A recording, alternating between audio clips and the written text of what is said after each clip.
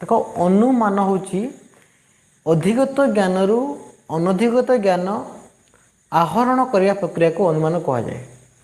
कौन कहली अधिगत ज्ञान रु अनधिगत ज्ञान आहरण करने प्रक्रिया को अनुमान कह जाए। देखो आज मुझे व्हाइट बोर्ड नहीं नेक्स्ट क्लास व्हाइट बोर्ड नेबी कहीं मुझे जस्ट इनफर्मेशन देवाई चाहूँगी एमती भी तुम लिखिपार नो प्रोब्लेम। अधिगत ज्ञान रु अनधिगत ज्ञान आहरण करने प्रक्रिया को अनुमान कह जाए। नमस्कार दिनेश बेहरा।